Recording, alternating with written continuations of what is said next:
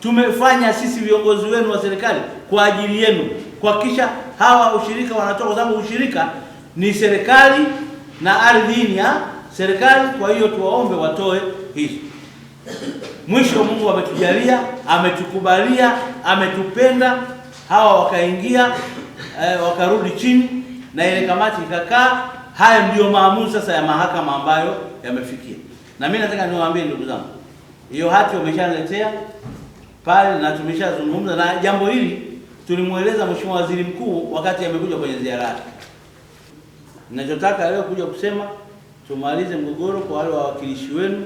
Kesi imetoka, hawa wametoa kesi mahakamani, na haya ndio maelekezo ya Mheshimiwa Waziri kwamba zitolewe heka 164 kwa maana ya wafanyakazi wa shamba la Lambo Estate, kwa maana hizo heka 200 alizosema kamishna, na zile nyingine zinakwenda kwenye serikali ya eneo ya halmashauri. Na ndio maana mwenyekiti yuko hapa, makamu mwenyekiti ambaye ndio diwani wa hapa yupo, DC yupo, na viongozi wengine hapa wapo.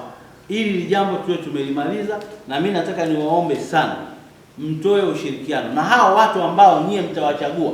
Chagueni watu ambao ni watulivu, watafanya kazi na watu wa ardhi, kuhakikisha kila mmoja ambaye aliyekuwepo hizo kaya 65 zinapata haki, na tunalimaliza hili jambo.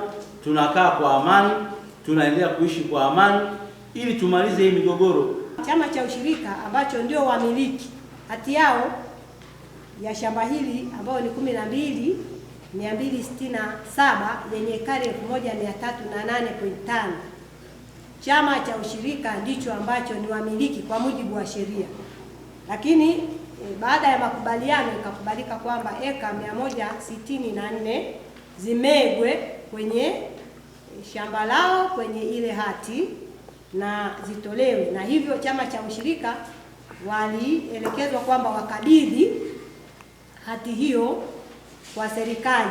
Kwa ni kweli tarehe 18 mwezi wa 5 chama cha ushirika waliwasilisha ile hati na wakawa wamemkabidhi Mheshimiwa mkuu wa mkoa, na mkuu wa mkoa akanipatia mimi ili taratibu hizi zikikamilika basi tuwe tumeondoa hicho kipande cha ekari 164. Tunakwenda kutekeleza yale yote ambayo tuliandaa katika mahangaiko ya miaka 23. Ni kwenda kufanya mgao ambao katika maafikiano ili kutenga maeneo hayo mawili baina ya waliokuwa wafanyakazi na wale wafundwa katika hali ya maafikiano kabisa. Tunamshukuru Mungu kwamba tunafikia mwisho huu kupitia usuluhishi, kwa sababu hatutarajii baada ya hatua hii ya leo ambayo tumefikia kwa makubaliano tusikie tena mtu anayeibuka kusababisha migogoro mipya. Mheshimiwa mkuu wa mkoa, nasema ili kwa tahadhari ya kwamba kwa bahati mbaya sana katika jamii yote ile kuna watu wanaoishi kwa migogoro. Hawawezi kuishi mahali ambapo hakuna ugomvi. Ni matarajio yetu makubwa kabisa kwa baada ya hapa tena mgogoro huu utakuwa ni historia.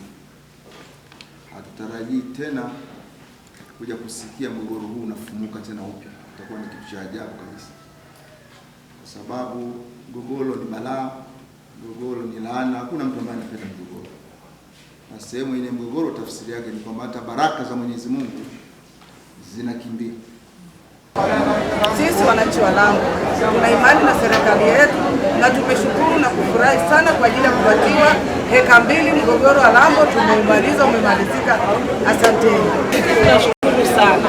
Mungu awabariki. Tunaishukuru serikali ya Mama Samia Suluhu pamoja na mkuu wa mkoa na mkuu wa wilaya pamoja na viongozi wetu waliohudhuria leo kumaliza mgogoro rasmi.